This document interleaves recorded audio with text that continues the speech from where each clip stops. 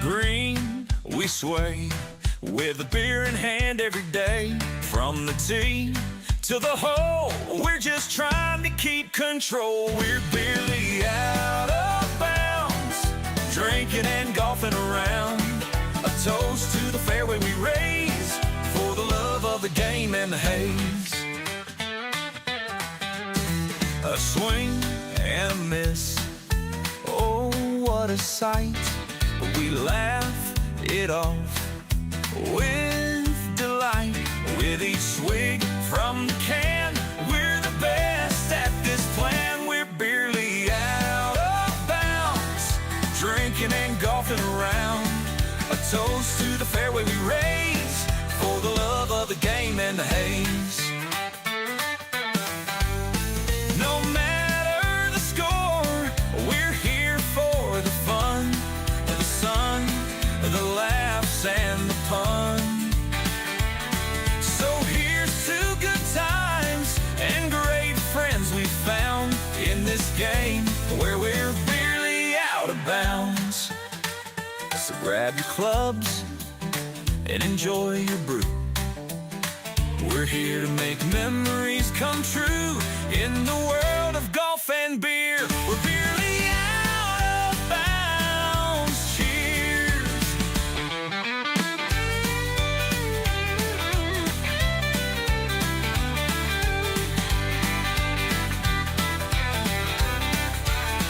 We're barely out of bounds, drinking and golfing around. A toast to the fairway we raise for the love of the game. Boy, oh shit! Already using cuss words, Zachary. Almost yanked my computer out of the wall, dude. That was bad That's- news. That's not good. Wow. That's not good. And speaking of yanking, And welcome back to another episode of Barely Out of Bounds. It's your boy Rico Daddy Slick here. how did your crew not get out there? They're playing golf! On the green, we sway with a beer in hand every day. From the tee to the hole, we're just trying to keep control. We're barely out of bounds, drinking and golfing around. A toast to the fairway we raise for the love of the game and the haze. For the love of the game and the haze. I don't know if about it this loud. I don't know.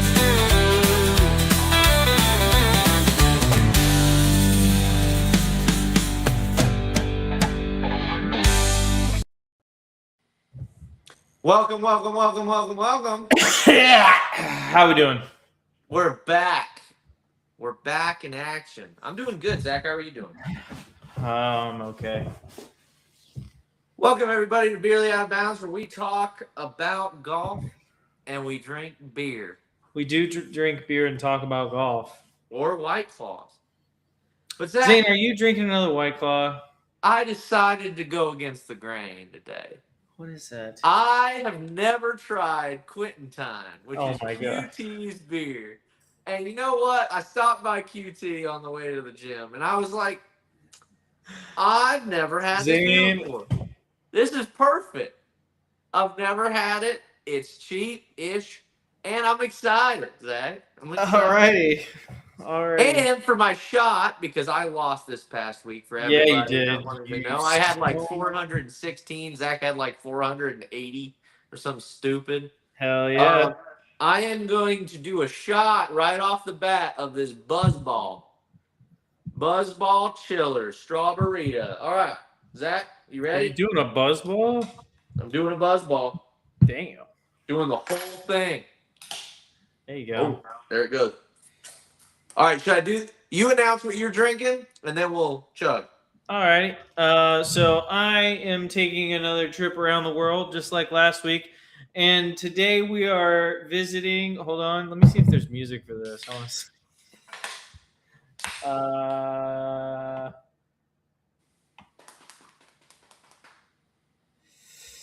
Doesn't appear to be music for this, but we are visiting the lovely country of China with a happy mood. I was looking for that actually. I'll do the sound effects for the whole But it's episode. a cool little bottle. It's got a little Buddha on it. A Buddha? A Buddha what? Buddha. And if you've never seen the show before and just saw the thumbnail, you'd think that that's me on the bottle. So Zach doesn't like the caricature thumbnail. I think it's. I really don't. It's not my best look. No, It's a good beer, though. Don't. You kind of Pretty have a good little beer. bit of Christopher Walken in there. You I really know, don't. I really don't appreciate you making me look fat on the thumbnail. He says it makes him look fat. I look like a gopher. Zach's like, that's what you look like. That's just what you look like. I was gonna say squirrel, like Sandy Cheeks from SpongeBob. But Does kind of look like Sandy Cheeks from SpongeBob. All right, you ready? So I got chug. I wish I had like a. No, I don't have a thing. I don't have a thing for it. Anyway, all right, ready? yeah, Cheers, Buzzball. Chillers, Strawberry Rita. Strawberry Rita.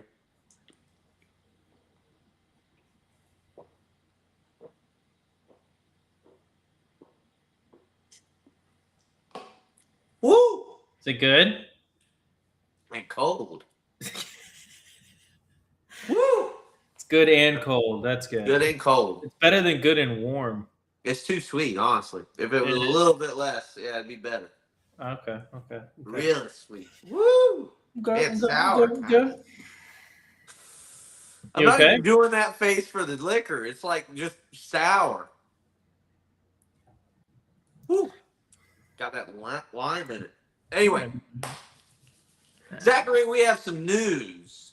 We got a lot of news to cover Got today. a lot of news. This is a great week. We were blessed by the golf gods with lots. I know. and lots Last of week we news. didn't have that much. This week we have news. We have news. First off, let's start off with this past week, the tournament. Zach, you want to talk me through the tournament? What happened? Well, it was actually a pretty exciting tournament. The course had some teeth this week. There were some talks before about how maybe it was playing too easy by certain people that may or may not have blown up on the last couple of holes. But it definitely had teeth this week. I think that, there were some kind of shifty winds going on as well.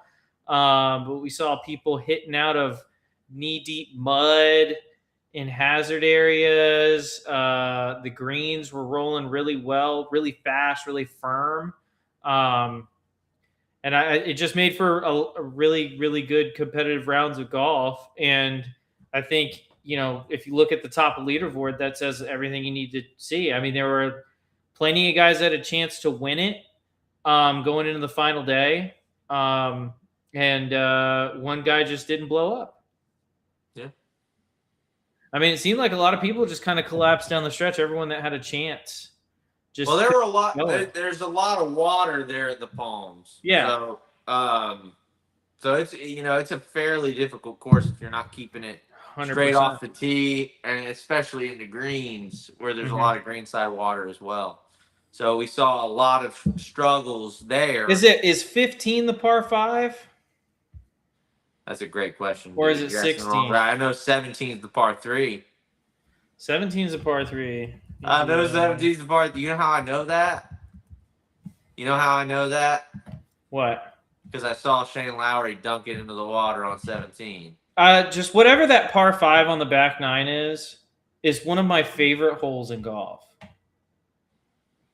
Favorite holes in golf. That's I really high praise. It is high praise. I love the way that hole is designed. I love the way that hole is designed. It is hole. Is it 8? It can't be 18. Maybe it's 18. Hold on. 18 PGA.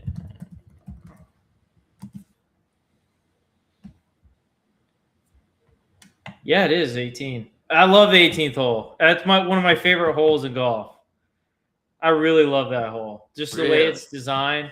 Yeah, because it's not too difficult to tee shot, other than it's better to be right side of fairway than left side of fairway if you want to go at the green and 2. Mm-hmm. You have a bailout left, but if you go at that green, it's all water carry.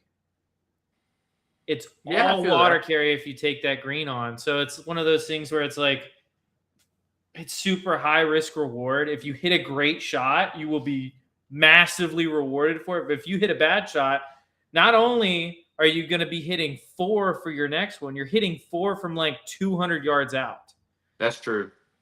So it's not like one of those water carries where like, oh, I hit it in the water, but I get to drop like 50 yards away. Most of those guys are probably getting up and down from 50 yards away slightly more than 50% of the time. Mm-hmm. But like you have a 200-yard shot back over the water that you just hit it in. I just think it's a really, really great design hole, especially for par 5s, which I think, there's been a lot of talk about like, oh, how do we make courses harder? We just lengthen them. No, I think this is how you make courses harder. You got it. It's hazards. Yeah, it's hazards. It's tighten it up. Make it harder to score low. That's how I agree. I don't think like that par 5, like it's long-ish at 550, but that's not a super long par 5 by any means, especially not for those guys. But I mean, you'll see guys take big numbers on that hole just because it's a tough golf hole. Because even if you bail out left and you're pin high left, that's not an easy up and down if that pin's on the right side of the green.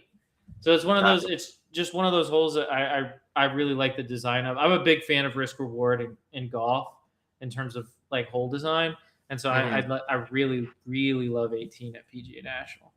Gotcha. Yeah, I feel the same way. Actually, that final 3 stretch is one of my favorite stretches in golf.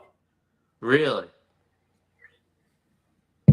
Yeah, it's because it just requires you to hit like this. Sounds kind of dumb, but like, I mean, you look at courses like no shade to this course because it's beautiful, but like you look at courses like Valhalla, like you're coming down the stretch there's not really a hole that you have to like dodge. You know what I mean?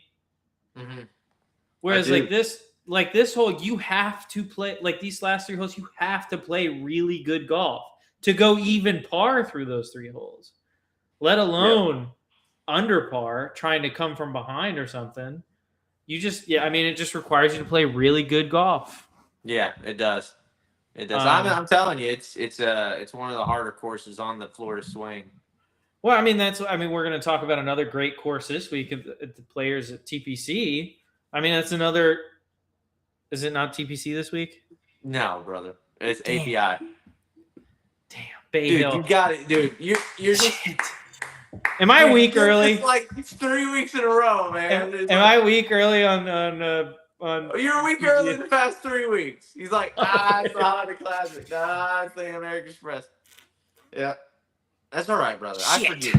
I forgive you. Another great course though that I've actually played. Is quitting time. That's what it is. Another great course though that I've actually played from all the way back, Bay Hill. Another great golf course. I think it's another great design. It's got a great finishing stretch as well. But I really think that when I'm looking at like golf courses that I really love, the ones I really love have great finishing stretches. Yeah.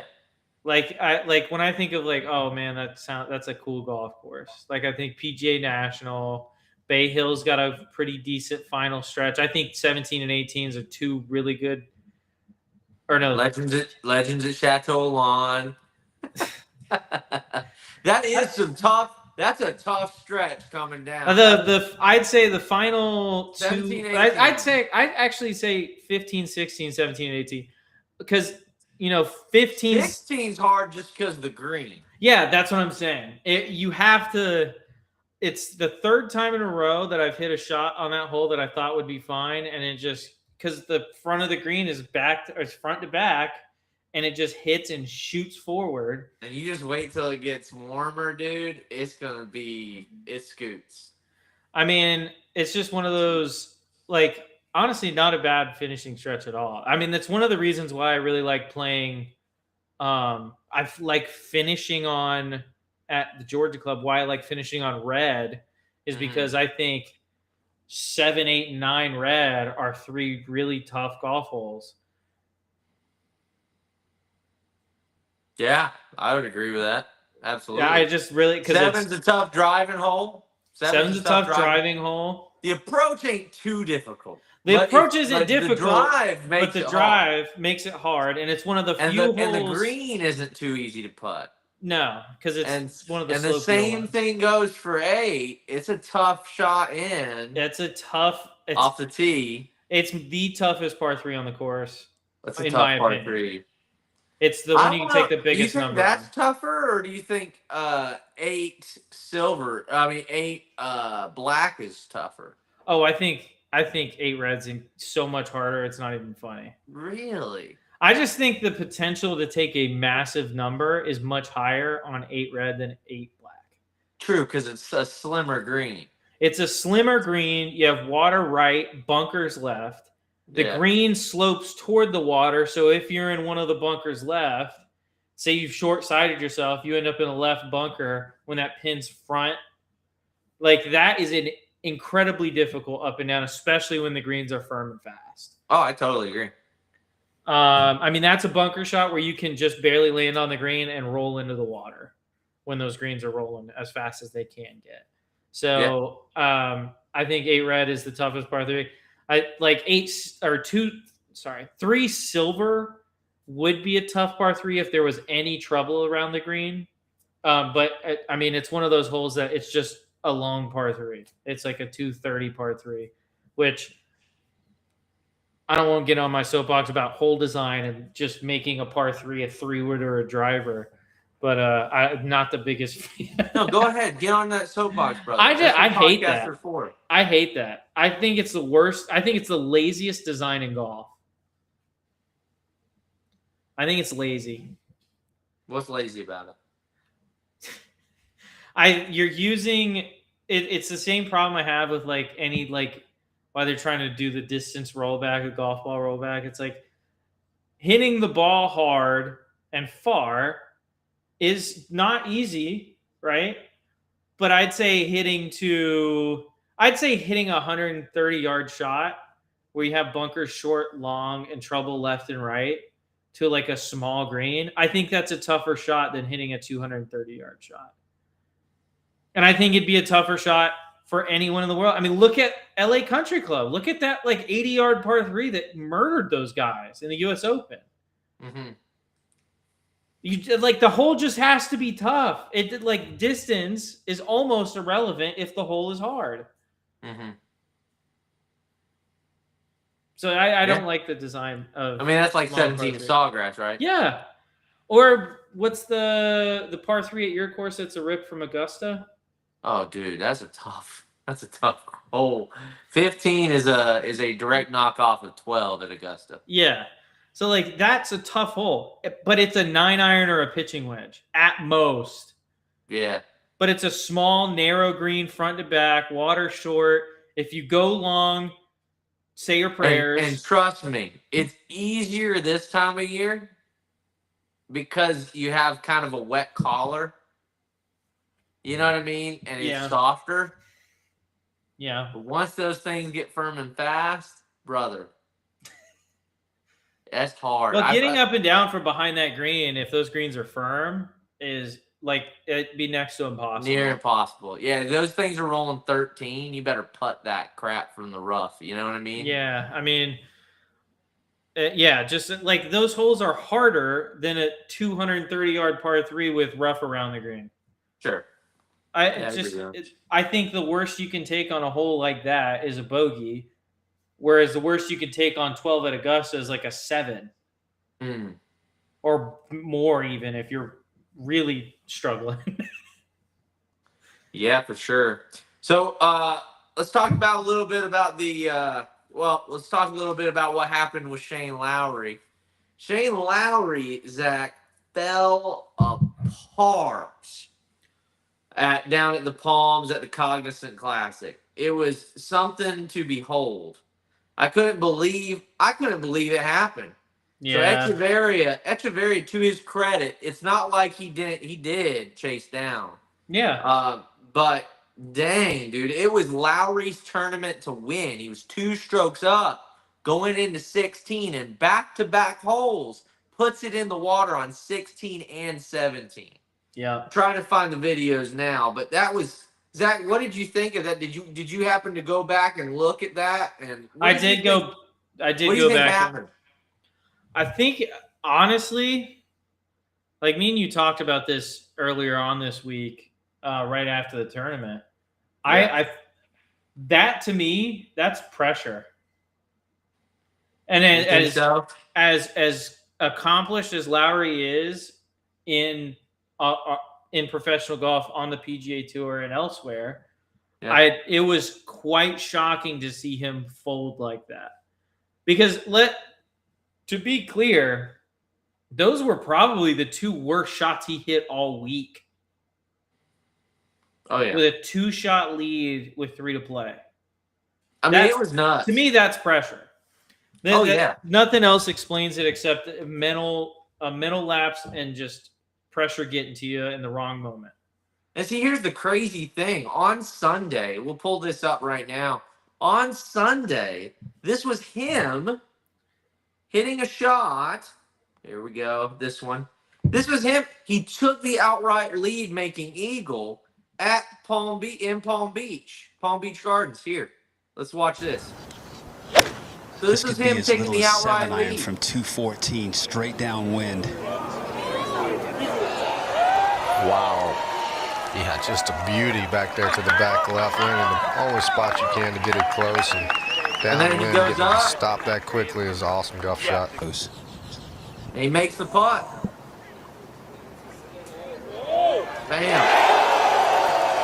That's him There to it is, take Bones. You're not only the predicting lead hole outs, you're after an predicting eagle. decibels of the I mean, it was crowd, a big and that was a crowd good out one. there too. Zane, you got to turn it down if you're going to talk at the same time. Oh, sorry. It was a big crowd out there too. My bad. Yeah, it was.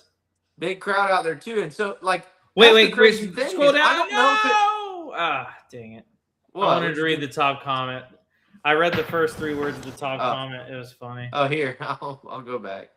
Top comment: Shane is the best golfer in the field and has shown it all weekend long. Dude, that's tough. Don't finish though. that did not age well. That did not age well. But anyway, so yeah, then he goes up, and this is a Shane Lowry shank on the 16th, 3-shot lead. Get it out there. Look at that finish. Like no confidence. That is. Get it out there. Is that leaking to Is the that- right? Like it at all. that- That to me- is no good at all. Not even sure that covered any land, Dan. He may be dropping way back. Yeah, if it did, it could be no more than about 60 yards, Kevin. That will get your heart rate going. Wow. Check out the track there. I mean, it started down the water line and faded. I'm not sure how they're gonna. How Wow. far they're going to come back? Well, yeah. I mean, that's look, not there's even no land there. That close. Get it out there. Not even close, dude. So and then we can move on. A double bogey putt is in. -4 under through 16, 17 for the tournament. Solo first 1-shot lead with Echeverria having a good chance at 17, and this is Echeverria answering. Bam. And he drills it, and he knows it.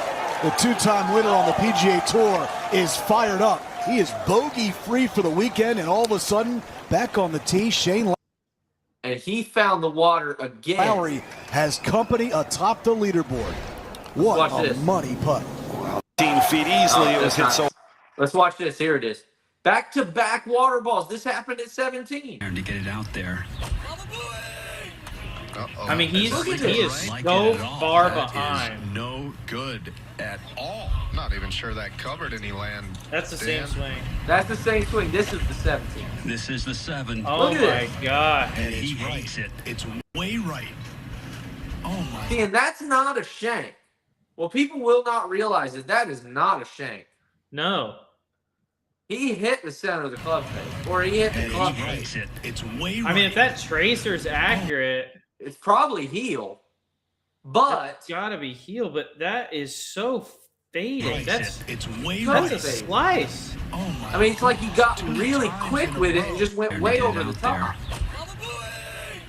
This one was almost Doesn't the look same. like it at all. That one looked like he was trying to hit a swing and draw and hit sure that- directly off the heel of the club. Yes, that's exactly right. And it just never Drew. Yeah, never drew. Maybe even that's fell exactly right. And The so other Nico, one- yeah, and so Nico went on to win. And this was what Shane Lowry said. To his credit, Zach, and I think we can both say to his credit with this because we've had problems with players not wanting to Talk to Why is- media. not wanting. I'm sure my vice can handle it. Add screen share. Same. Wait, just one. go back to the other one. I got it right there. So here's the thing. So it got the screen. Like, here's what he said. Oh, go back to the other one you said. Well, go back to this one, and then just change the view so we're this way. Oh, instead. you're right. You got it. Perfect. You the man. Zach's the man here. I don't Or know you if could know even that. do this one, and then I don't switch know if you know that to that. that. There he goes. Zach's doing Zach things right now. Dude, listen, I'm a producer of another show on the Beerly Sports Go Network. check it out. Beerly Football. It's Tomorrow for you. night. Tomorrow night. So anyway, thank you for joining the Barely OB. We hope you like, comment, subscribe to the channel. Join us every Wednesday at 9 p.m. Please join us. So this was Shane Lowry talking about his game, talking about what happened going down the stretch. Because dude looked invincible. Yeah, he was playing Dude great. looked good. He said, I'm obviously extremely disappointed. I had the tournament in my hands and I threw it away. That's twice this year so far. So I'm good. I'm getting good at it. Luckily, he has at least a sense of humor. Then he says, just couldn't feel the club face on the last 3 holes. What can I say? It's very disappointing. This is going to be hard to take. I have no choice but to move on. And yeah, exactly like Nuclear Golf said, credit to him for speaking to the media, because a lot of guys like Rory McIlroy, like Will Zalatoris, like Colin Morikawa won't do it if they don't play well. After they lose the tournament. Yes, that's exactly right. So this was Nico Echeverria. This is him winning the Cognizant Classic. This is his 3rd. Got it. So he is in at 17 under. That's just so sad for it to come down to a 3-footer. You know what I mean? Yeah. So sad to come down to 3-footer. So Zach, what did you think? Like, do you think this was just a crumbling of pressure? What do you think happened to Shane Lowry on this? Well, I think so. I heard him talk about, because it mentioned there in the thing, his 4-year-old daughter was there, and I heard him talk about it. And this is me mind reading a little bit. Okay, this is me mind reading. Okay, this is me mind reading. I think Lowry is putting extra pressure on himself to win because he said it after this one. He wants his daughter to see him win, because his last win on the PGA Tour or in a major came before his daughter was born. So she's never seen her dad win. And he talked about how heartbreaking it was to throw away the tournament with his 4-year-old daughter in attendance and stuff like that. And I think that might be a contributing factor. But at the end of the day, I mean, Zane, you know this. You've competed in events before. Playing with or near the lead is stressful. It's very stressful. And, you can either thrive on that stress and the adrenaline that gets pumping in your system, or you can crumble under it. And to me, it just looked like on those last 2 swings, he got just a little quick. I mean, those are 2 misses based on what I think he was trying to do that just show that he got a little quick on the last couple holes. Adrenaline was pumping maybe a little too hard. Because the first one, like I said, looked like he was trying to hit a sweeping draw, got a little bit behind him, hit the heel, and that thing's gone right. And the second one, trying to hit a cut, and he gets a little quick, club gets a little too across the line, hits a slice instead of a cut. And to me, that just shows like maybe the adrenaline's pumping a little bit too much. Maybe that's why he couldn't feel the club face. It's just a little too amped up. I mean, again, this is all mind reading because I mean I don't know what's going on with Shane Lowry, and he's in the last 3 holes of a tournament. But Yeah. that to me, that's what it looked like, and based on his description of what it felt like, that's the conclusion I would come to. I like that angle with the little girl, and if 3 happens, that's a pattern. So if this happens again this season, that's a pattern. So I think we should look out for that and get that. That may bear some, you know, that may bear some validation if that happens a third time. However, I have a theory, and it's much more simpler than yours. I think it's just a mere fact of he lost the feel of the club face. I think it can actually happen more. It's more common than you'd think, and people like to misattribute that to like a mental error. And sure, it's kind of a lapse in focus. It's right. It's a lapse in focus, but it can happen to anybody. And just because it happens twice. And these aren't back to back for Shane Lowry. I mean, it's happened earlier this season. So I don't think, unless it happens the third time, I'm going to chalk it up to man just lost control because he does have a quirky swing. A little bit, yeah. It's a little different.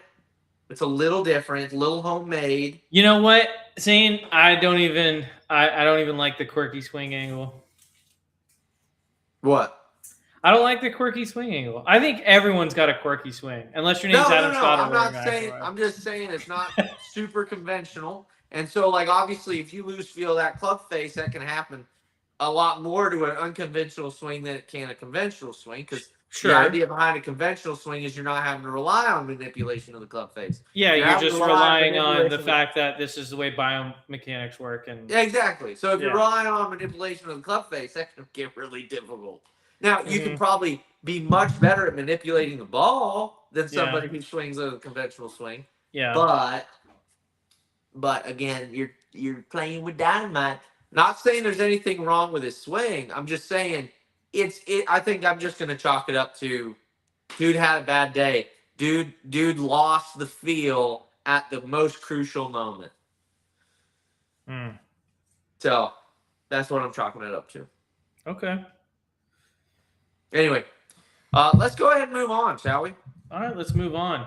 What do you want to talk about next? We do have plenty of topics today. We do have plenty. What would you like to talk about next? Because I talked about that. Love to talk about the title of the podcast. Real quick, before you say anything, can we listen to Shane Lowry? Can we listen to a disappointed Shane Lowry? I suppose we can, yeah.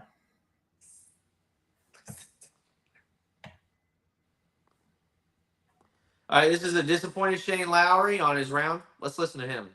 Don't cry, please. All right, Shane, how would you describe your emotions right now and what you're feeling?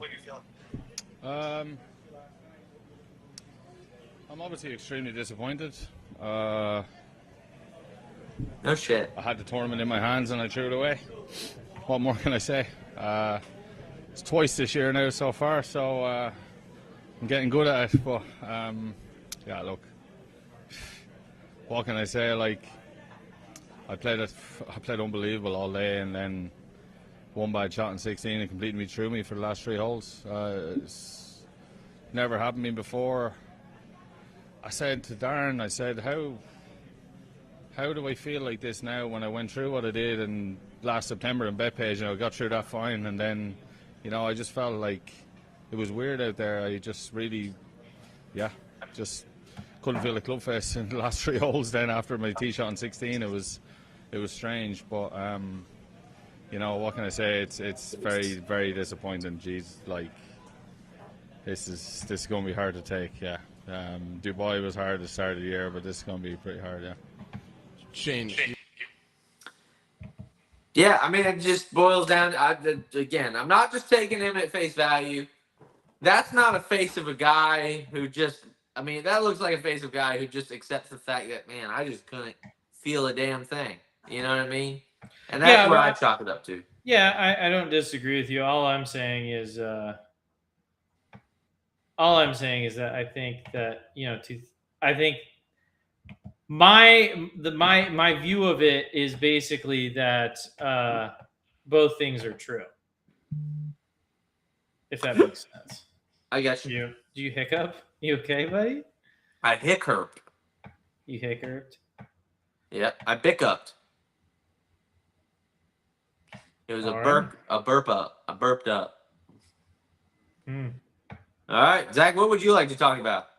Well, we got to talk about live golf, dude. This is the Live Golf podcast. We talk about golf, but lively. I'm your host, Golf Guy Zach. Join with me as always is One Hit Wonder. What are we? Wait, what? It's a joke. You dude. starting over? Is this No. So this is a post from Nuclear Golf. We're going to go ahead and watch the video, not read the page, because all of it is in the video. But talking about John Rahm, how he feels about the offer from the DP World Tour to get him back on so he can earn points, potentially make a Ryder Cup, all that beautiful stuff. So here that is now. What your position is now, well, my position hasn't changed in a week. Okay. I don't like what they're doing currently with the contract they're having us sign. I don't like the conditions. They're asking me to play a minimum of 6 events, and they dictate where 2 of those have to be, amongst other things that I don't agree with. If we just go based on that, I've been a dual member my whole career, PGA Tour and DP World Tour. Now, with Live Golf being accepted in the world rankings as part of the ecosystem, you could almost say 3 tour member, even though I'm suspended from the PGA Tour. But I've always been a dual member. Never once have I been asked for a release to play either one of those tours. We've never submitted a release, right? So why is it now that we need to be offering that and there's all these penalties? Now, while I understand why they're doing it, what's the problem, right? Given also the fact that 2 years ago, I was asked to appeal the fine so they could figure this out and sort it out. And I did, and we're running into more problems right now. I just don't like the situation, right? I think we should be able to freely play where we want and have the choice to play where we want and not be dictated what we do, especially myself, right? I can't speak for others. That'll be myself. I've always committed to play the minimum requirement, and I think I've played 4 events, including the Spanish Open, every year, except 1 as a pro, and I commit to do that. That's not going to change. I still fully intend to do that. Now, with given the Live and Major schedule, I don't think I'm going to be able to do so till after our playoffs or our last events are done. But given on the back 9, right, we have the Omega Masters, I believe, Irish Open, Wentworth, French, Dunhill, Spain, right? Mm-hmm. Out of those events, I would love to play my 4 in there. Given I'm going to the Spanish Open, 3 of those I'm going to play, and I fully intend to play 3 of those. I would love to. I don't know what game they're trying to play it right now, but it just seems like in a way they're using us they're using our impact in tournaments and finding us and trying to benefit both ways from what we have to offer. And it's just in a way they're extorting players like myself and young players that have nothing to do with the politics of the game. So no, I don't like the situation, and I'm not going to agree to that. Now, I did tell them, funny enough, lower that to 4 events, like the minimum says, and I'll sign tonight. And they haven't agreed to that. I just refuse to play 6 events. I don't want to, and that's not what the rules say. I mean, you obviously talk about you can't speak for other people, but obviously you and Tyrrell are close. Tyrrell was in that group. Can you talk a little bit about how that conversation went, or? I respect Tyrrell's decision. That's all I have to say, right? He's free to make his own choice, and I fully respect. Alrighty, so there you have John Rahm answering questions at Live Golf Hong Kong Media Day. Zane, your reaction? I think players should be able to play in as many or as little events as they want. I am a full advocate of player choice in tournaments and venue. I think that it's one of the most ridiculous and utterly, what would you say, not embarrassing, but humiliating things for a tour that talks about doing the best for its players, mandating them play a certain amount of events. The ridiculous part about that is if you are one of the better players in the world, you're going to play in the events that matter during the season. You shouldn't be made or mandated to play in more events than you want to. Yeah. It should be, the onus should be on those events to offer you enough of a incentive to play in them. Yeah. If they want you to get there. Yeah. I'm all for if, say, the Genesis wants to pay Rory McIlroy to show up for the weekend. I don't mind. Yeah. At all.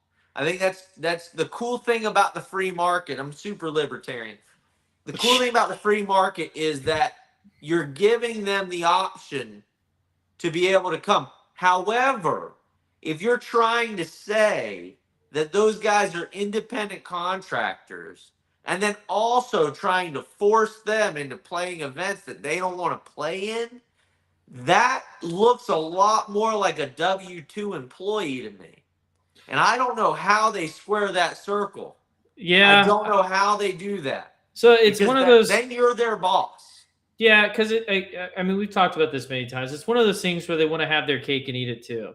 They don't want to be the employers of these players, but they want to have total control as a boss would have over as an employer would have over an employee. Yes. When it comes to what Especially events they the top play. end. Yes. When it comes to what events they play, how often they play, blah, blah, blah, blah, blah. And we're talking top end guys, obviously.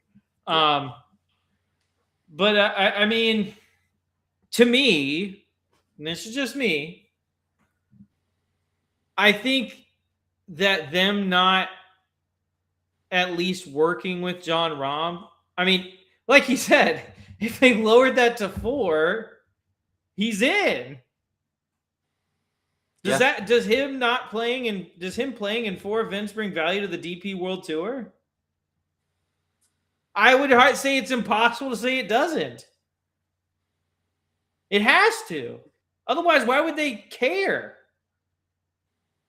Well, no, they're trying to push him into doing 6 events. No, I know. But what I'm saying is the 4 events that John Rahm would play in. Yeah. Are those tournaments, those sponsors, not brought value by him being there? Oh, I would agree with you that they would be. The issue is the tour wants him for more events. Listen. And so they're getting greedy. They want to force him into a position where he has to play in like that South African Open. He's going to have to play in another event. Yeah. And so he doesn't want to do that. Yeah. Because dude has a family, and that's a lot. It's not like, this is what they don't understand. It's not like he's on the PGA Tour where majority of those events are in the States. Yeah. He's in this Live Golf League, which already travels a lot. However, they only have 8 events. And then on top of that, he's on the DP, and he wants to play in 4, right? Yeah. But DP is a lot more worldwide and universal than the PGA Tour. Yep. And so he doesn't want all of that travel. And you can't blame him. No, definitely not. Because you got to, like you said, it's not like he's playing on the PGA Tour. The PGA Tour doesn't have, I think they might have 1 event outside the U.S. I think it's the Canadian Open. I think that's the only PGA Tour event outside of the U.S. No, they have the Vedanta down in Mexico. Vedanta in Mexico. 2 events. My bad. And they have the Japanese one too. Do they? Oh, yes. the what is it called? Zoho or whatever it is. Yeah. Zozo. Zozo. So they have the Zozo. They have Come on, Zach. Vedanta, Come on, Zach. and they have keep the up. Canadian Keep up. Open. But anyway, my point is, they're all basically in the United States. There's a couple outliers, but they're all basically in the U.S. And Most of them are in this hemisphere. Yeah.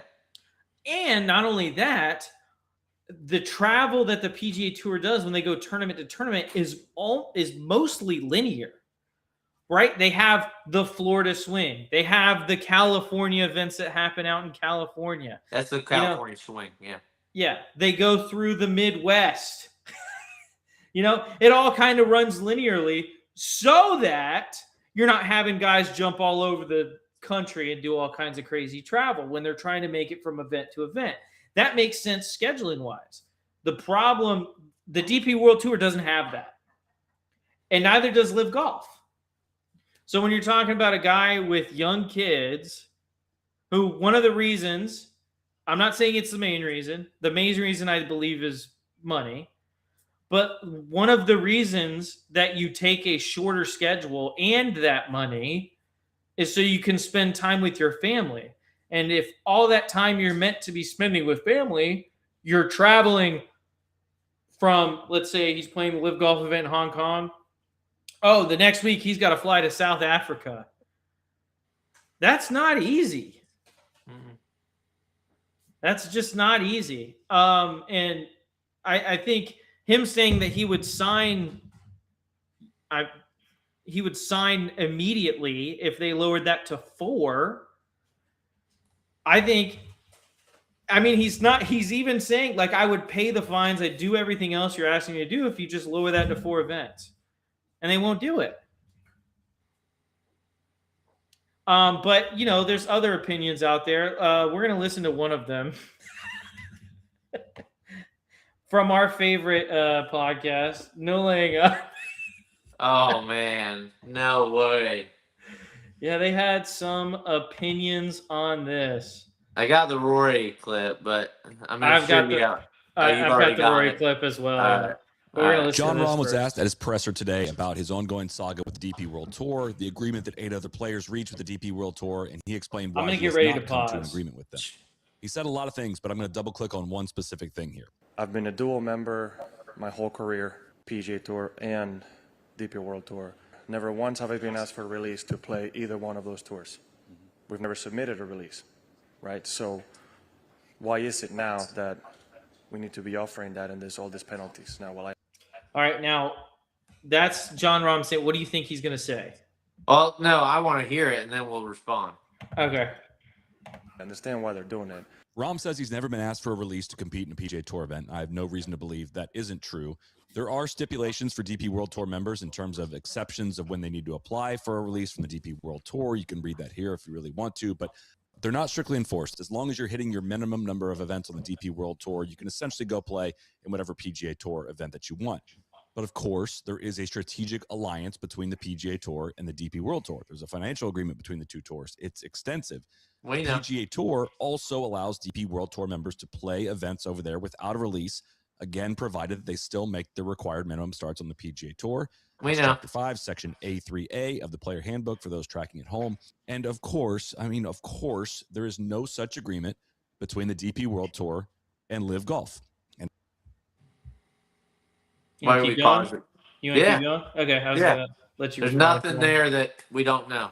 And of course, there's no such agreement between the PGA Tour and Live Golf for that matter. Thus, every time a DP World Tour member plays in a Live event, they're in violation of the rules and regulations of the DP World Tour. They are fined, etc. Now, the DP World Tour is making a special exception for Live players. They're extending an offer for an agreement to allow them to do both. If they settle the fines, if they agree to play in 6 events on the DP World Tour.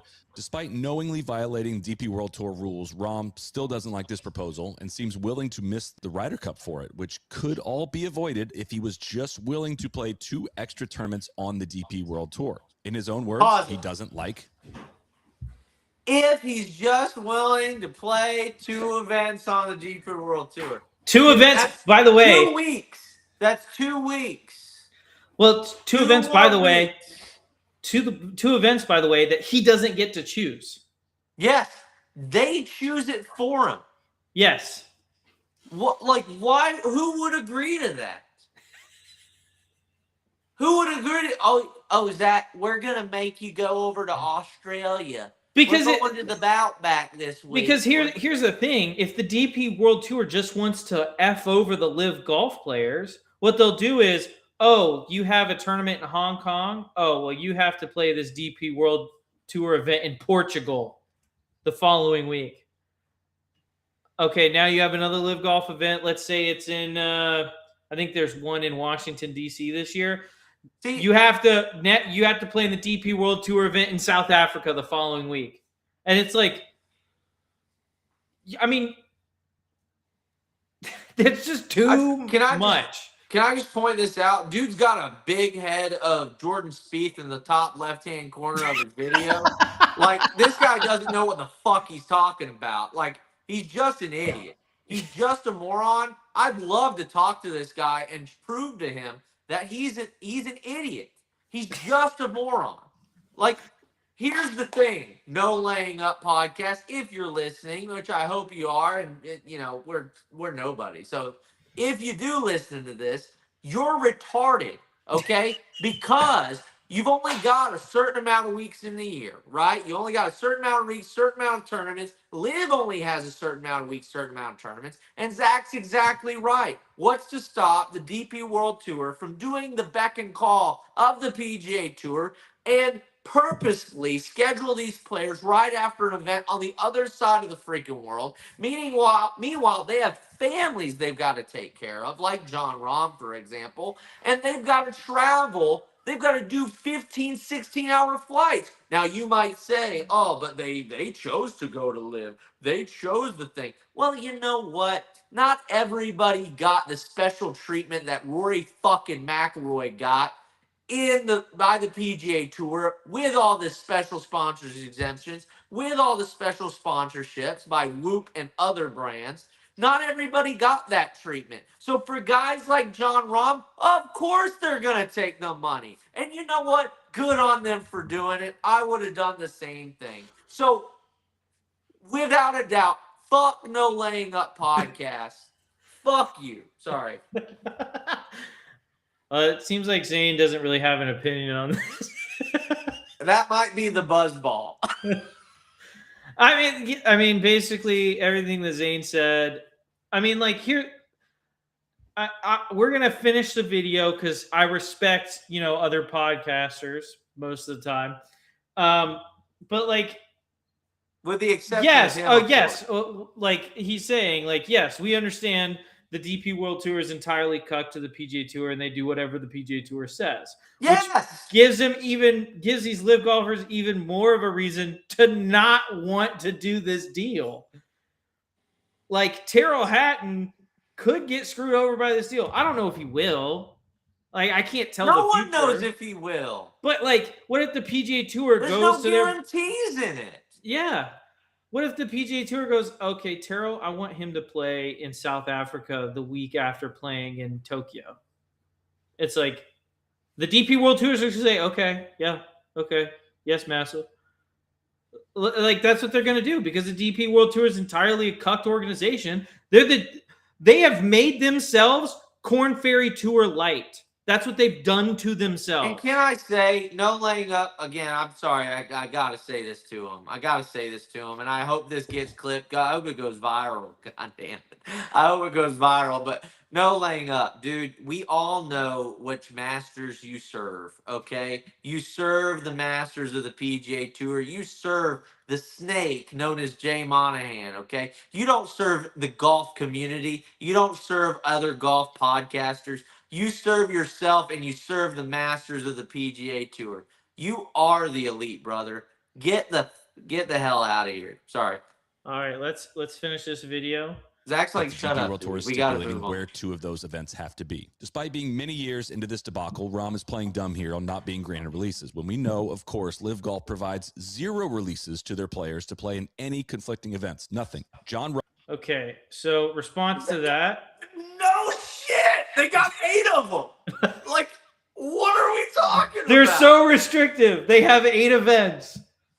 So, like, the rest of the... What are we talking about? The rest of the...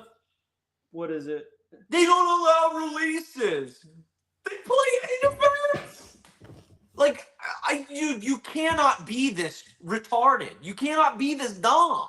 Yeah, unlike the PGA Tour and the DP World Tour, there aren't events every weekend on Live Golf. I don't know if he knows that. It's like, what if WGC did the same thing? They had 4 events a year, remember? They had 4 events a year. What if they did the same thing? No one would say, oh, they don't allow releases.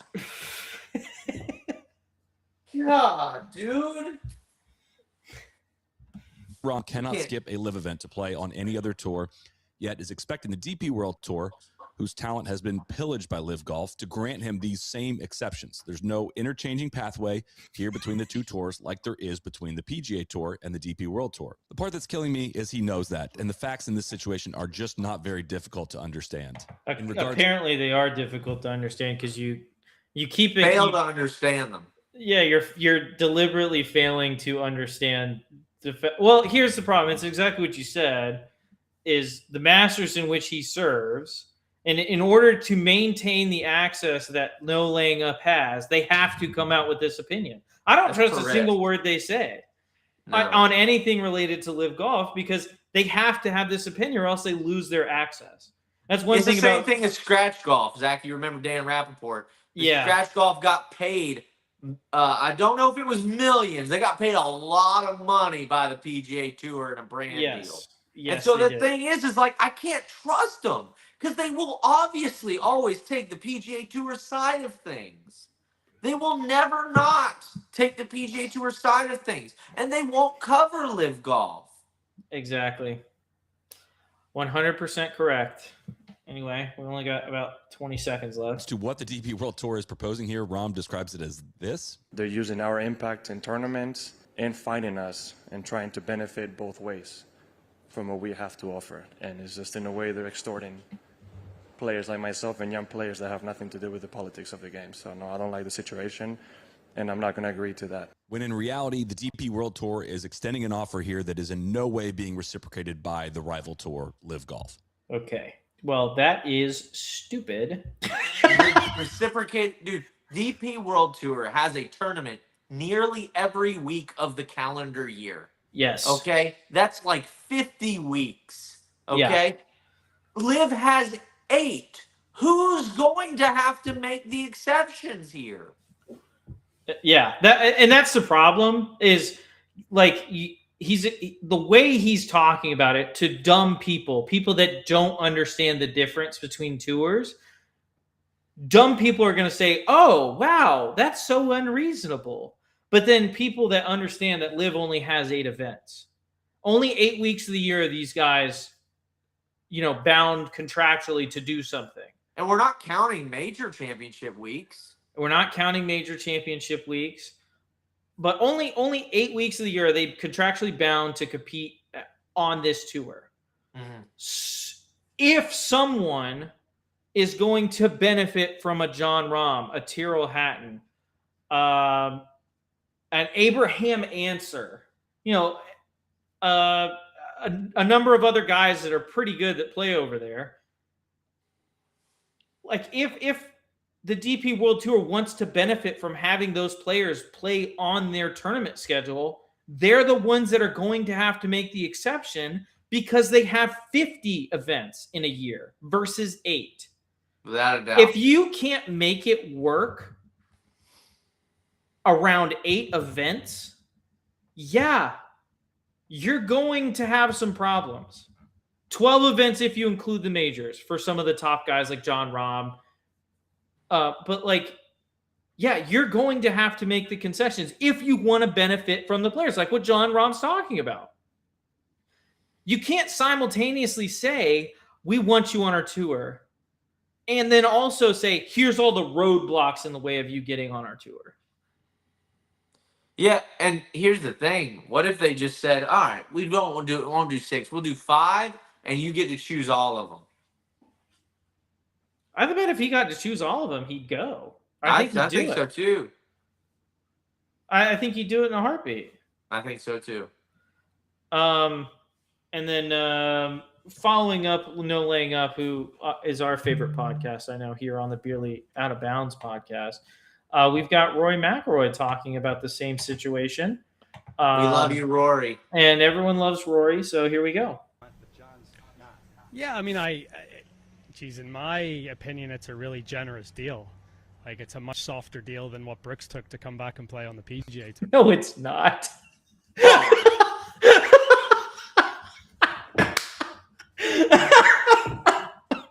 Wait, so wait. I want to get this clear. I want to look something up real quick. You talk, but I want to look something up. Well, here's the thing. So it's a more generous deal to have the guy, like, he has to play in 2 events that he doesn't get to choose.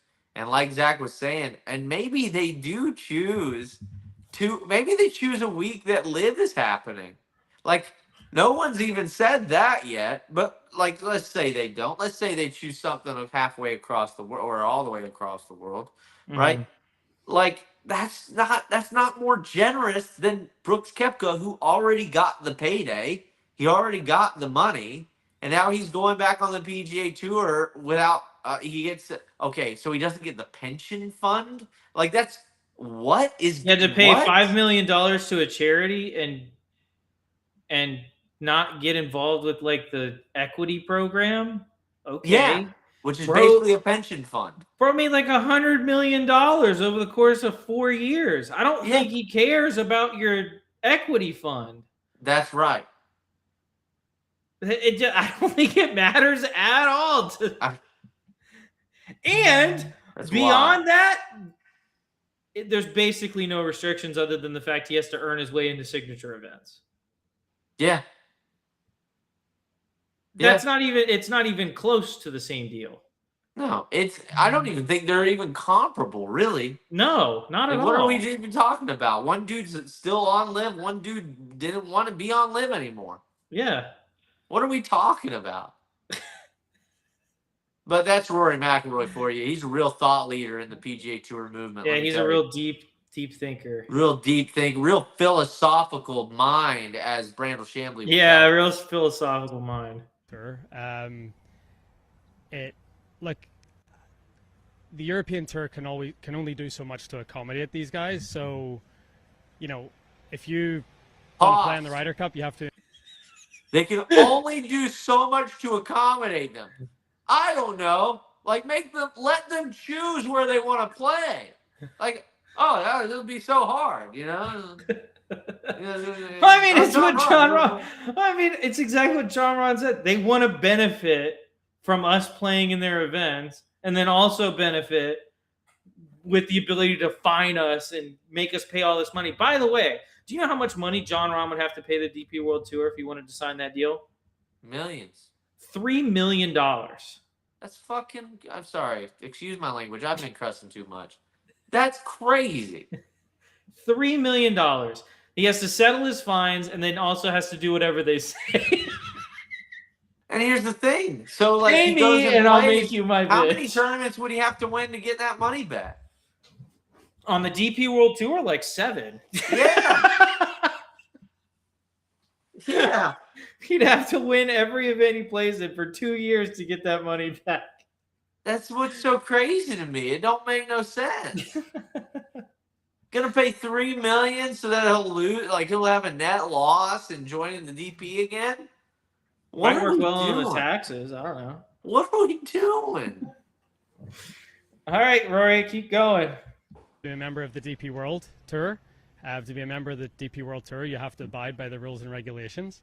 And look at that! Look at that shitty. Yeah, I know, it's the worst thing about him. You have to abide by the rules one of the and worst regulations. Things about him. Keep going. Break the the media rights agreement, and you go and play in a conflicting event, and you don't get a release. You're subject to fines. So the guys didn't want to pay the fines. That's fine. So then the European Tour said, okay, let's try to come up with some sort of solution where you don't have to pay the fines. Nope. You don't even have the situation right, Rory. They still No, have to settle their They fines. still have to pay fines. They still have to pay all the fines that are outstanding. They have So to you're- pay they have to pay millions of dollars. Millions of dollars, yes. So that we can ease that burden on you, but still retain your membership. And I look, there's a reason 8 of the 9 guys took that deal, right? I think it's a really good deal. And yeah, obviously John doesn't think so, and he's obviously 8 of the 9 guys didn't have like millions and millions of dollars. Yeah, John absolute Rahm was the funds. one with $3 million fines. Yeah. That he still has to pay if he wants to play on the DP World Tour. And that's the thing. I don't understand. Actually, I do. I think Rory is dumb. Hot take, I do know. too. And it's not a hot take. He has to know that. And if he doesn't, him being wrong about this looks like it kind of ruins him in my eyes. Not that he was ever Here's the thing. great in Here's my the eyes thing. anyway. I'm a firm believer. I try to live my life not like this, Zach, and you know this. I mean, you know this. I think you do as well. You try to not live your life in post-rationalization, right? You try to live your life so that you're not always right. You know what I mean? Like, you're not always saying, like, oh, I made the right call. I made the right decision. You know, like everybody else made the wrong decision. I made the right one.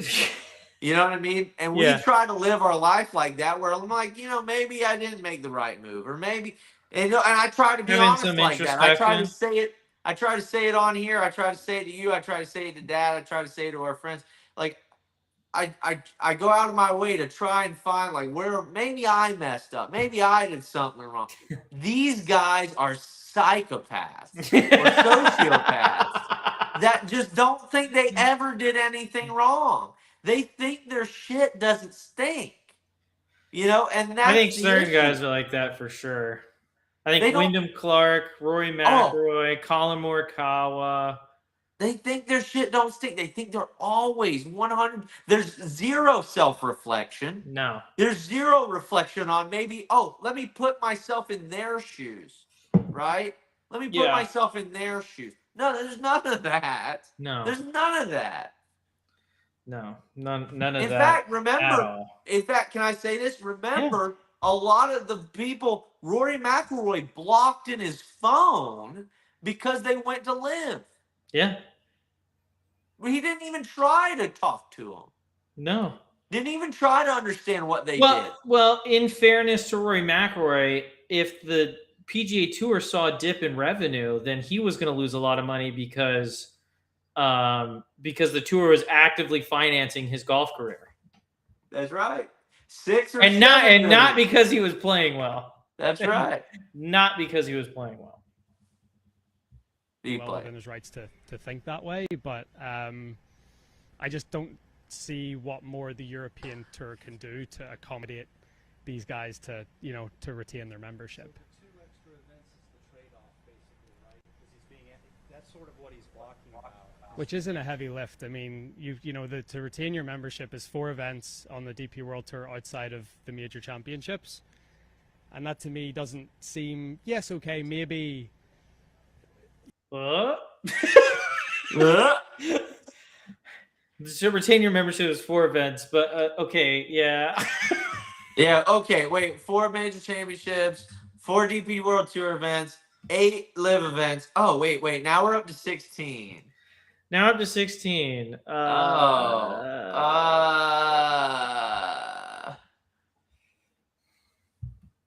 I'm gonna, the hold European Tour gets on, real quick.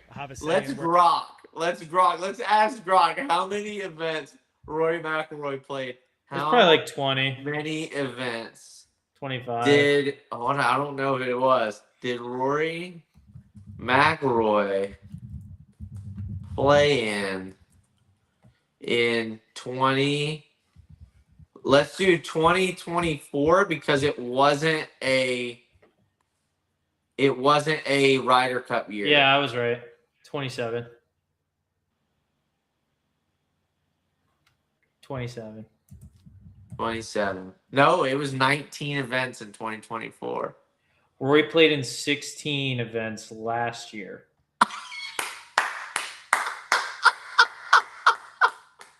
I'm telling you, brother. That's why he's thinking, oh, Wait, no. Even better. Wait. Hey, listen, even better. It says Rory McIlroy played in 16 official PGA Tour recognized events in 2025.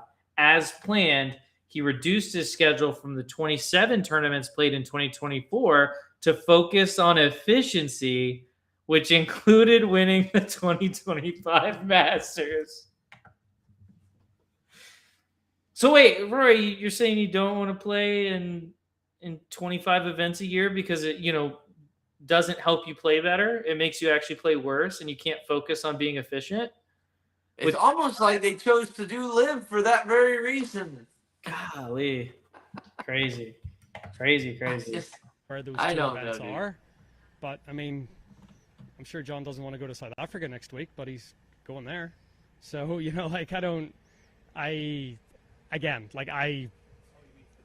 yeah, you know what I mean? Like, I get he signed a contract for Live and he plays 14 events and the whole thing. Like, I get all that, but,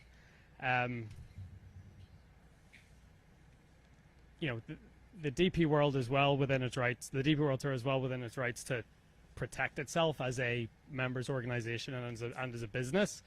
And if you asked any DP World Tour member about the deal that they've cut with the Live guys, I would think they would all say that was pretty generous. So, Sure they would. And again, there's a reason that you don't. Yeah. I'm so sure they would, dude. I'm so mad that me and him have big noses. Yeah, you guys kind of look alike. Him and the Big Nose Because Club they is probably not think fun. the same I don't thing, like and, him and the Big Nose Club. One guy with me. thinks a little differently, and that's a shame.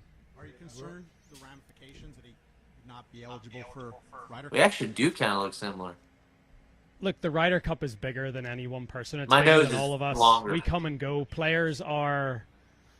We pass through the system. Like, it's the platform that's the big thing. I mean, I think we should all be grateful that we have a platform like the Ryder Cup that we can play on, and that we can, showcase our skills and be a part of something that's obviously way bigger than ourselves. So, at the end of the day, it's about the team, and no one player is bigger than the team. So Rory McIlroy to John Rahm in 2027 Ryder Cup. You won't be missed. Basically. That's crazy, dude. That's nuts. Man. But that's the Live Golf podcast this week. That blows my mind. I'm sorry. I mean, he's one of those guys. No one man, player is bigger than the team. So if you had chosen Live, would you feel the same way? No. The answer is no. Well, here's the thing. For Rory McIlroy, of all people, to say that no one player is bigger than the team is kind of crazy. Kind of wild, isn't it? No one player is bigger than the team? Well, would you say that no one player is bigger than the tour?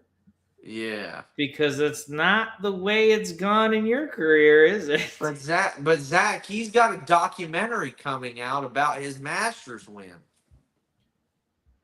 I'm so happy for him. I will definitely not watch that. I'm sure he won't. Anyway, should we get into the API?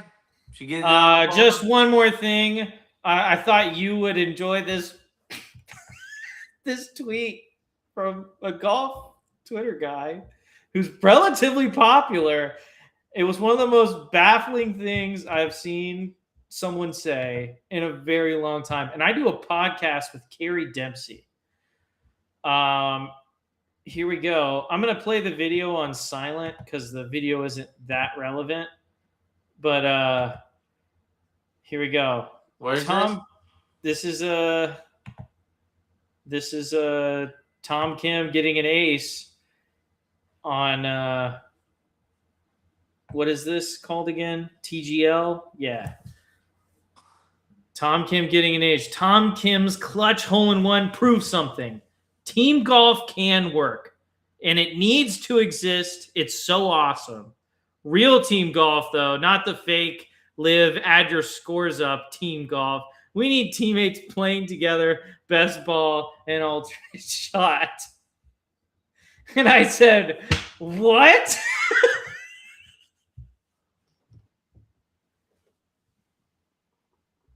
I think people are just retarded. Yes, I love watching guys hit on if anything if anything is borne out by the last 2 weeks of events worldwide, it's that most people are retards. Like that's it, brother. Dude, I read that today and I was like, that someone actually out there believes that. Someone just wrote it. Someone took the time, and they took the time because there's spaces in between each sentence. They really thought they that spent through. like 4 or 5 minutes writing this tweet. At least. We're talking 15 minutes, dude. He was like, how would it look cool? Oh, let me put a couple more spaces. Oh, let me add let me hit enter. Oh, I'll make it another line. I like. Oh God. Oh my God. Like, to me, TGO will never be entertaining. I mean, it's cool. He got a hole in one that like tied the match or whatever. That's awesome.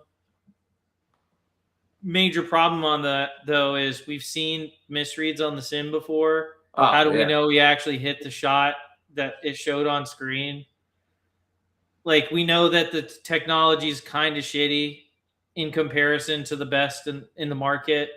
So, like, how do I know that Tom Kim actually did hit a hole in one? I don't trust a single goddamn thing the simulator says.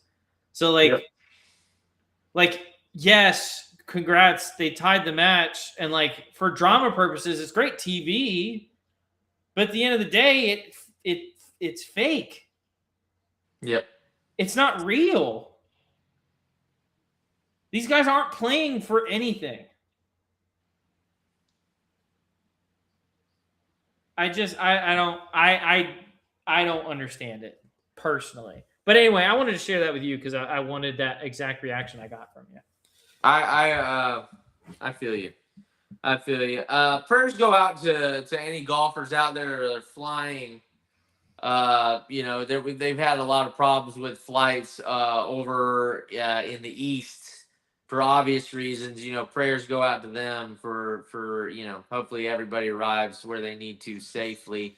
I know there's a lot of guys that aren't like John Rahm, can't charter, private jets and stuff, and so prayers go out to those guys. So real quick, let's go ahead and get into. I have one more thing. Let me see if I can pull it. If I can't pull it up, then we'll go right into API. I don't think I can't find it. Nah, I can't find it. I had one more thing, but I can't find it. Anywho, we'll go into API. Zach, are you excited for the Arnold Palmer Invitational this week? I am so excited for the Arnold Palmer Invitational this week. How excited are you? I'm excited because I get to watch guys play an event on a course that I've actually played before, and I think it's interesting. We're doing PGA Tour 500,000 Drive the Green, $100,000 to first place. Wait, I'm not on there. Quit. You're what? 500,000 Drive the Green. Yeah, I don't even see that one. 100,000 to first place. I don't see it. What do you mean you don't see it? It's not showing up for me. Go to the golf page. I'm on the golf page. You're not on the golf page. You're lying. 1 million sand trap. No. Which one is this? Zane, this is the same thing that happened last week. I hope not. Damn, that would be embarrassing, wouldn't it?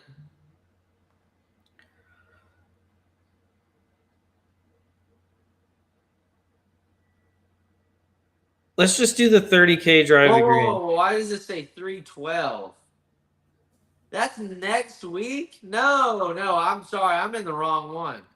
Oh my god. Okay. Oh my god. PGA Tour 30K drive the green, 5K to first. Hold on. I'm still gonna pick these guys though because they're playing freaking amazing. Okay, well I gotta restart my lineup now because I exited out because you gave me next week's event. I'm sorry. It said that was the one, and I was wondering. I was like, wait a second, that ain't right. So we're doing PGA Tour 30,000 drive the green, right? Yes. 5K All to right, first. Here we go. PGA Tour 30,000 drive the green. Let's go ahead and pick our guys. I'm going to pick the same team. So hold on just a second. Give Zach and me some time to get our guys. Get all these guys. Who else do I have? Oh, that's right. I got him. Yep, got him. Okay, I love my lineup this week. I'm just saying. You're not gonna I'm willing to put 2 on this one. Are you really? I am too, buddy. I'm willing to put 2 on this one, buddy. Here we go, buddy. Hold on. I got one more guy. Hold on, I'm gonna make a change actually. Who was it? Hold on. Who was it? Oh, yeah, that's right. That's right. Dude, you are so dead. No.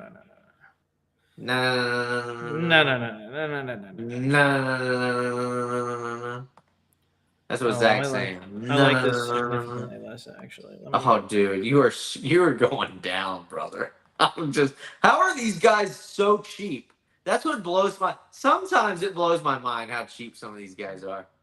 It really does. It just blows my mind. All right, I'm ready to rock. I got $700 of remaining salary left, brother. You going down, brother. I got this on lock, son. On lock, son. All right, I'm ready. I love my team even more than I did before. Okay.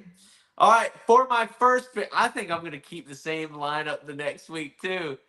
For my first pick of the Arnold Palmer Invitational, I chose Akshay Bhatia. Akshay Bhatia, how can you not pick him? Man, that's an interesting pick. What? Interesting pick. I'm just saying it's interesting. I'm not saying it's bad. I'm just saying interesting pick. You're really confident that was not the name I thought was going to come out of your mouth. I'm just going to be honest. That's insane that you don't think he's going to do well at this tournament. That's I never said that. So Akshay Bhatia, obviously, I think he's 3 for 5 in the last 3 events. But the thing is, his last 3 events were all top 25. So it's like he's going to do some wrecking ball shit in the UPI. All right, my cheapest player, a guy that is on an absolute heater lately. We're going with Nikolai Hogard, $7,200. Back-to-back top 10s coming into this week. Oh man. I didn't even pick him because I think he's gonna fail this week. Of course you do, because you're dumb. I picked Ryan Gerard. The guy that barely made the cut last week?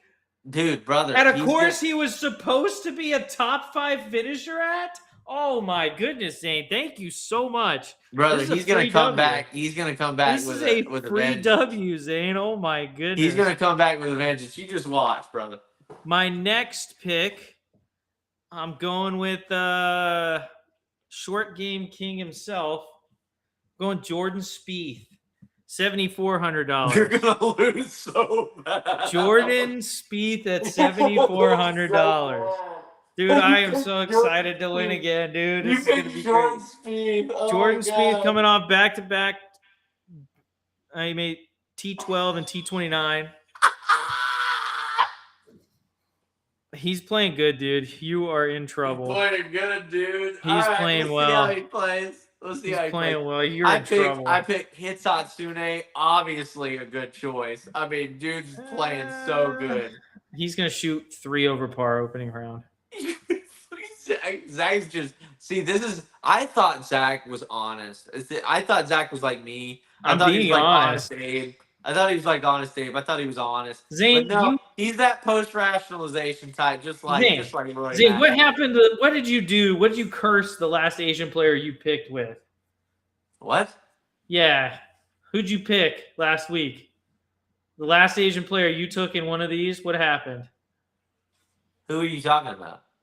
Don't remember. Hoey. Rico Hoey. He's not Asian.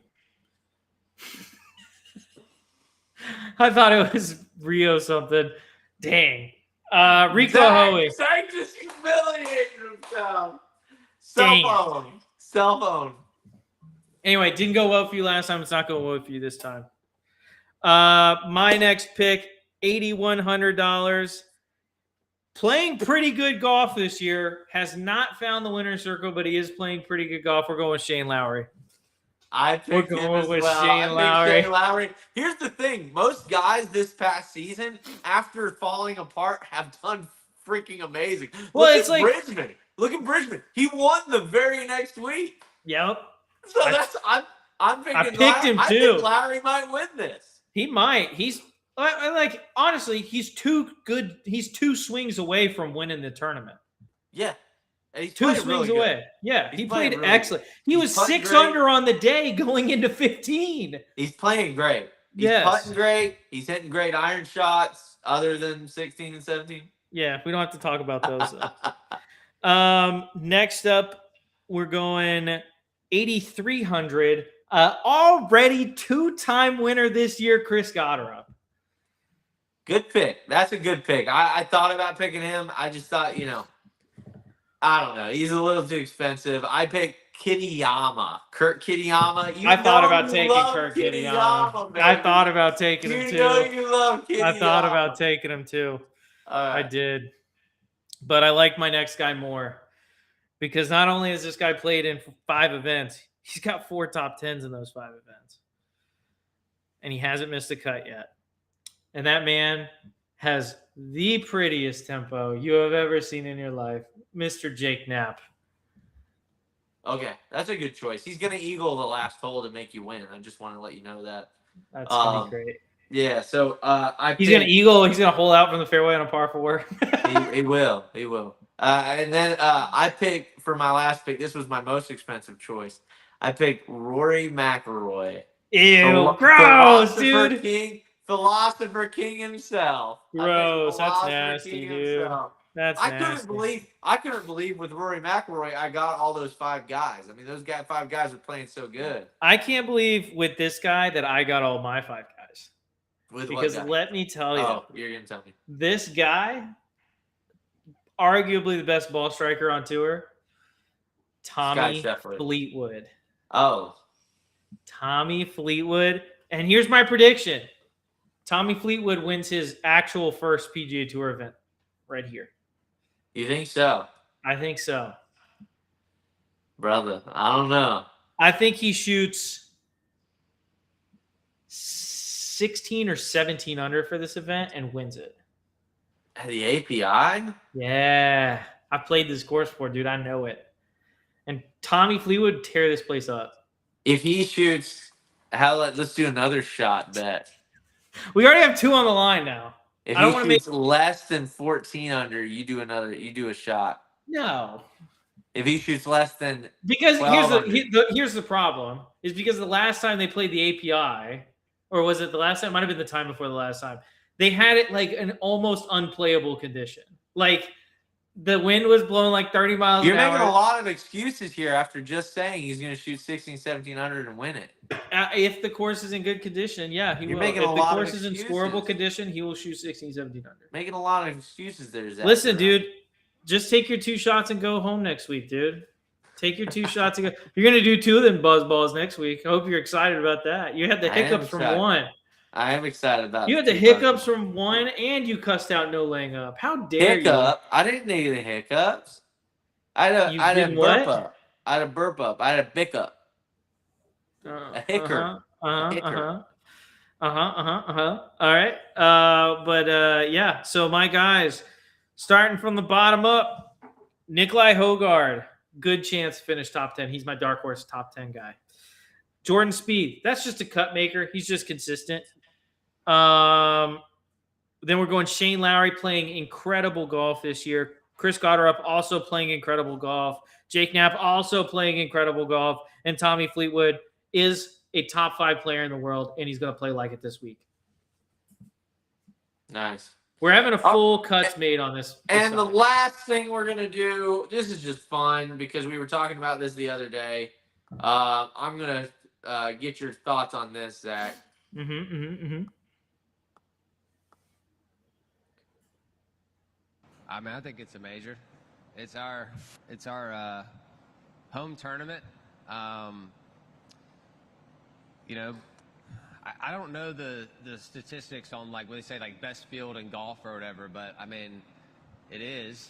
And the history with that tournament. I mean, I've always considered that a major in my mind, and it's just such a tricky golf course, and it rewards great shots and typically, and it, you know, visually is very intimidating, and I feel like if you have a good week there, you've done a lot of really good things. And you know, you look at the past champions, and nobody hasn't really favored any one player.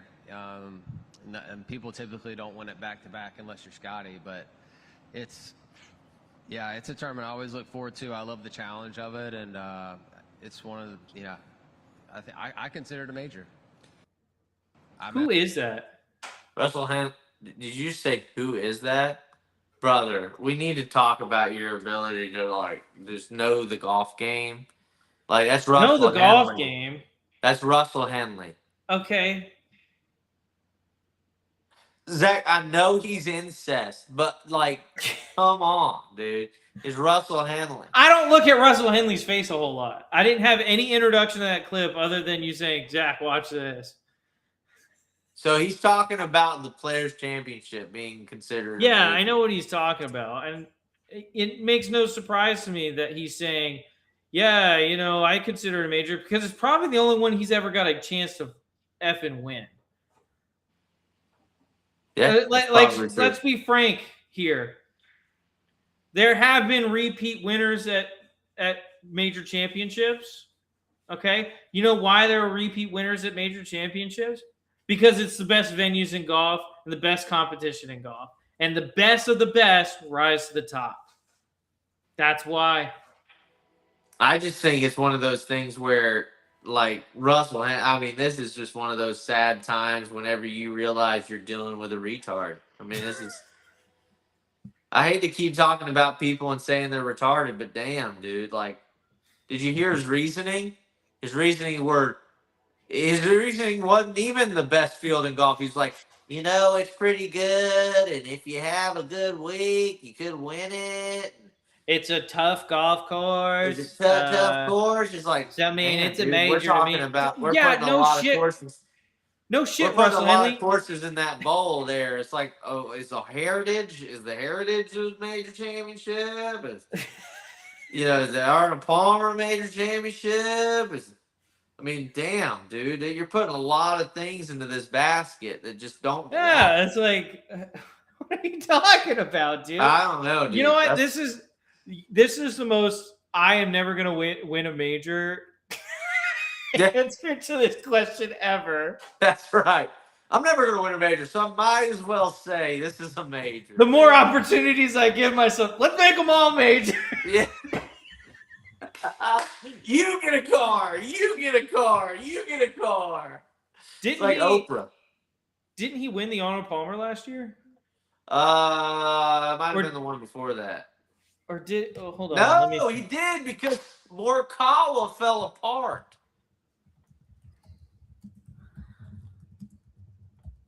Morikawa fell apart. Yeah, he won the API. Let's just make the API a major, dude. Give Russell Henley a major championship. So shut the fuck up. Oh my gosh, that's so funny, dude. It's wild. You know, I hear Live Golf Hong Kong is in talks to be the fifth major. It's the sixth major after the players. After the players, yeah. It's the second largest field in golf. Yeah, the second, yeah.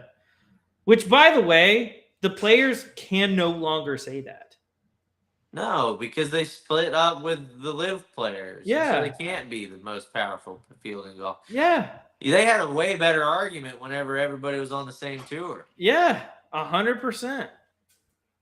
Anyway. But even the fact, here's the real kicker. The fact that it is a PGA Tour event automatically, in my mind, eliminates it from being a major. Mm-hmm. If you're owned by the PGA Tour, you're automatically eliminated from being a major. Agreed. The coolest thing about majors is the PGA Tour don't own it. Yeah. The PGA Tour is its own separate thing. It can be like a big, like what you would call a signature event, but like it's never going to be a major. And there's a reason why some guys have won the Players and never won a major. Yep. Ricky Fowler's been in a lot of positions to win majors. Never won one, but he has won the Players. It's true. And I think that there's something to be said there about that. True. All right. Well, thank you guys so much. We really, really appreciate you guys joining us.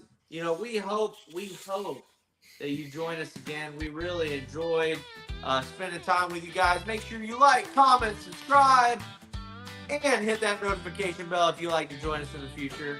If you're on Rumble or other sites, make sure you hit the subscribe button there. Thank you guys so much. See ya!